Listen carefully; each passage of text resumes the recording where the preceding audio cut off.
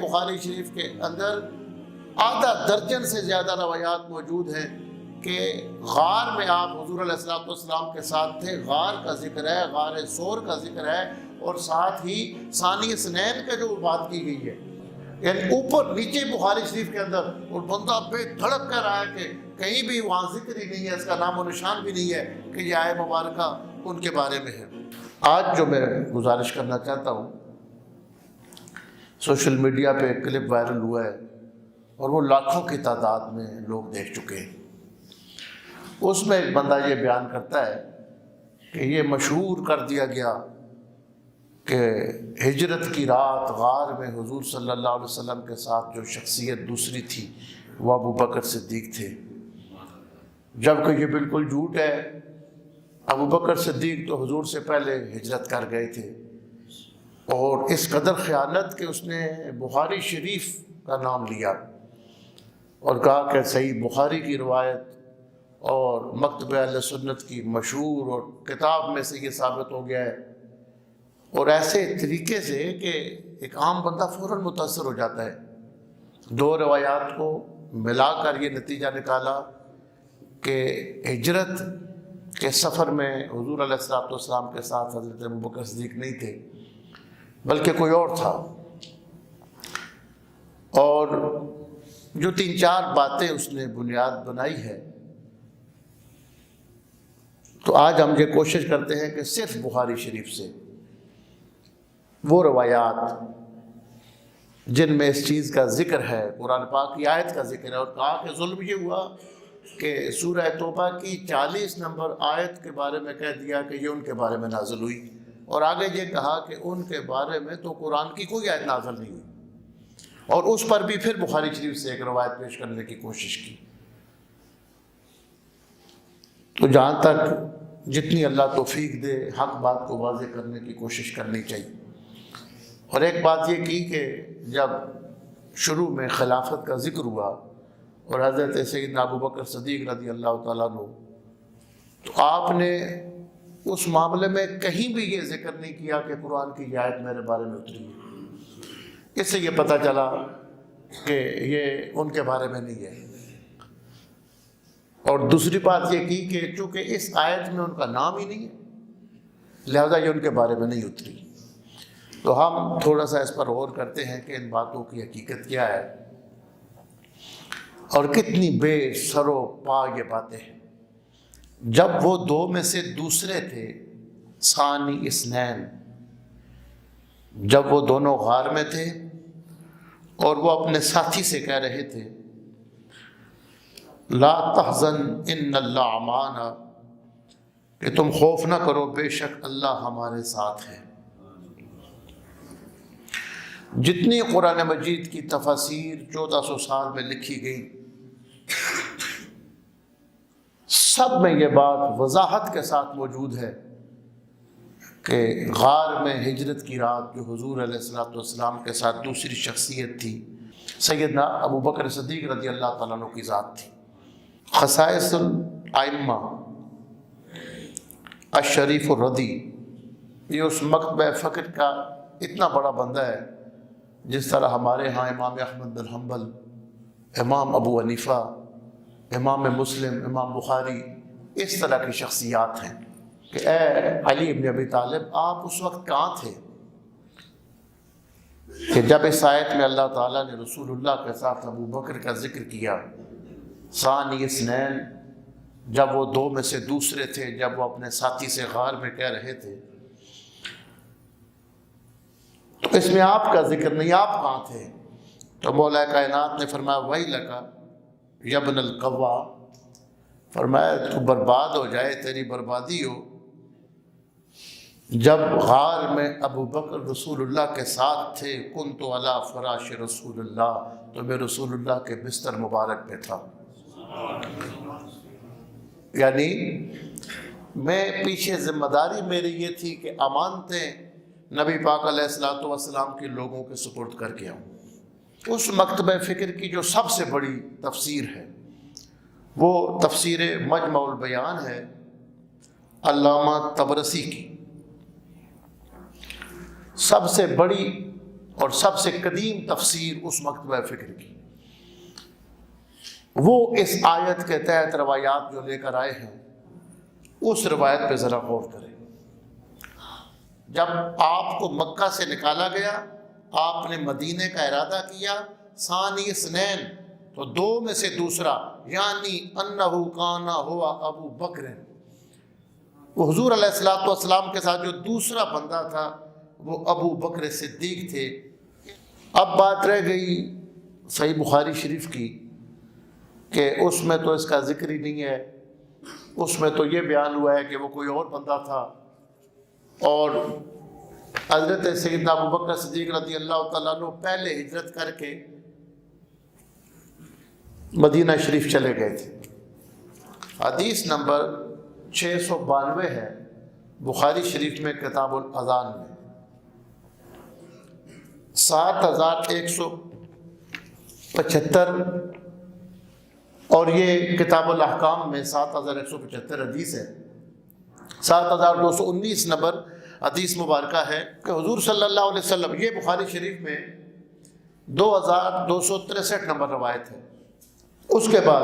بخاری شریف کے اندر ہی 3615 نمبر روایت ہے۔ بخاری شریف کے اندر ایک اور روایت ہے، اور یہ روایت 3651 نمبر روایت ہے، 3652 نمبر روایت ہے، 3653 نمبر روایت ہے، یعنی اوپر نیچے بخاری شریف کے اندر، اور بندہ بے دھڑک کر رہا ہے کہ کہیں بھی وہاں ذکر ہی نہیں ہے، اس کا نام و نشان بھی نہیں ہے کہ یہ آیت مبارکہ ان کے بارے میں ہے۔ اسی طرح یہ بخاری شریف کے اندر 3905 نمبر روایت ہے، بہت تفصیلی 2 صفحات پہ پھیلی ہوئی ہے۔ کتاب مناقب انصار میں 3922 نمبر یہ آگے روایت ہے، 4663 نمبر روایت ہے۔ تو کہتے ہیں کہ بخاری کے اندر لکھا ہوا ہے کہ ہمارے بارے میں تو کوئی آیت نازل نہیں ہوئی، جس کا مطلب یہ ہے کہ حضرت بکر صدیق یا ان کے خاندان کے بارے میں اور کوئی آیت اتری نہیں ہے۔ تو یہ کیسے آپ کہتے ہیں کہ یہ سورہ توبہ کی آیت ان کے بارے میں اتری ہے؟ اب یہ واقعہ یہ ہوا تھا کہ جب یزید کو بنائے جانے کا ذکر کیا جا رہا تھا تو حضرت عبد الرحمن بن ابو بکر رضی اللہ تعالی عنہما، حضرت سیدنا ابو بکر صدیق کے صاحبزادے ہیں، انہوں نے مخالفت کی۔ تو ان کی مخالفت کے وقت مروان جو ملعون تھا، لعنتی تھا، اس نے کہا کہ یہ جو ابو بکر کا بیٹا ہے اس کے بارے میں یہ آیت اتری ہے، والذی قال لوالدہ اف لکما، کہ جس بندے نے اپنے ماں باپ کو اف کہا تھا۔ تو اس نے جب یہ تہمت لگائی حضرت ابو بکر صدیق کے صاحبزادے پر کہ ان کے بارے میں یہ آیت اتری ہے کہ اس نے ماں باپ کو اف کہا تھا، تو حضرت ام المومنین نے، سیدہ عائشہ صدیقہ نے پردے کے پیچھے سے فرمایا، ما انزل اللہ فینا شیئا من القرآن، ہمارے بارے میں تو ایسی کوئی آیت قرآن کی نہیں اتری، ہاں میری صفائی کے بارے میں، یعنی جناب ابو بکر صدیق کی اولاد کے بارے میں کوئی اس طرح کی آیت نہیں اتری کہ انہوں نے ماں باپ کو کہا تھا۔ ہاں جب مجھ پر الزام لگا تھا اللہ نے میری صفائی میں قرآن کی آیت اتاری تھی۔ یہ اولاد کا ذکر ہو رہا ہے کہ اولاد کے خلاف تو کوئی آیت ایسی نہیں اتری، ہاں میرے حق میں قرآن مجید کی ایک آیت اتری ہے۔ اس میں کہاں ذکر ہے کہ جناب ابو بکر صدیق کے بارے میں کوئی آیت نہیں ہے، جبکہ قرآن مجید کی درجنوں آیات مبارکہ ہیں، اور یہ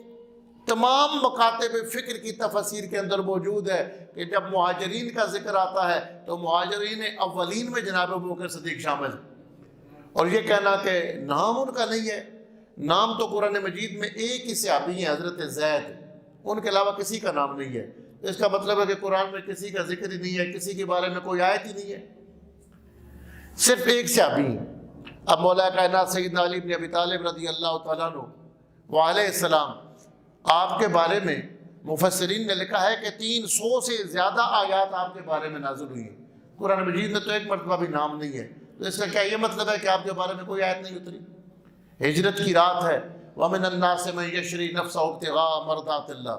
اس کا ایک شان نزول امام رازی نے لکھا کہ اللہ فرماتا ہے لوگوں میں سے کچھ ایسے بھی ایمان والوں میں سے ہیں جو اپنی جان کی بازی لگا دیتے ہیں صرف اللہ کی رضا کے لیے، کہ یہ آیہ مبارکہ سیدنا علی بن ابی طالب کے حق میں اتری جب وہ بستر پہ لیٹ کر رسول اللہ کی امانتوں کا دفاع کر رہے تھے۔ رسول پاک ہجرت کے سفر میں تھے، جب مولا علی بے خوف و خطر رسول پاک کے بستر پہ آرام کر رہے تھے تو اللہ نے یہ آیت ان کی شان میں اتاری کہ یہ ایسا بندہ ہے جو اپنی جان کو خطرے میں ڈال دیا جس نے، اور صرف اللہ کی رضا کے لیے۔ اس میں بھی نام تو نہیں ہے، تو یہ کون سی بات ہوئی کہ نام ہو تو پھر کسی کے بارے میں آیت اتری تھی۔ آیت التحید پنج تن پاک کے بارے میں اتری جب حضور علیہ السلام نے اپنی چادر کے اندر اپنے 4 نفوس قدسیہ کو لیا، انما یرید اللہ لیذھب عنکم الرجس اہل البیت ویطہرکم تطہیرا، اس میں بھی کوئی نام مبارک نہیں ہے۔ تو بندہ یہ کہے کہ اس میں نام کا ذکر نہیں ہے، کتنی عجیب سی بات ہے۔ اور یہ کہنا کہ آپ نے جب خود خلافت کا وقت آیا تو آپ نے ایک مرتبہ بھی نہیں کہا کہ میرے بارے میں یہ کہا گیا کہ قرآن کی یہ آیت اتری یا میں غار میں دوسرا تھا، کتنی عجیب و غریب بات ہے۔ اب دیکھیں آپ جتنی تفاسیر اٹھائیں، تاریخ کی کتابیں اٹھائیں، حضرت مولا کائنات سیدنا علی بن ابی طالب کرم اللہ وجہ الکریم وعلیہ السلام اپنے بارے میں بیان کرتے ہیں۔ جب لوگ کہتے ہیں نا کہ آپ کی فضیلتیں کیا ہیں تو مولا علی فرماتے ہیں محمد النبی و اخی و سیری، محمد صلی اللہ علیہ وسلم میرے بھائی بھی ہیں اور ان کی شہزادی میرے گھر میں بھی ہے۔ وہ حمزہ تو سید الشہداء امی، اور فرمایا کہ جو سارے شہیدوں کا سردار امیر حمزہ ہے وہ میرا چچا ہے۔ وجعفر الذی یمسی ویضحی یطیر مع الملائکہ ابن امی، اور فرمایا وہ جعفر طیار جس نے اپنے بازو کٹوا دیے اور جنت میں اللہ نے جس کو جنت میں پر دیے اور فرشتوں کے ساتھ جنت کی فضاؤں میں جو اڑتا ہے وہ میری ماں کا بیٹا ہے۔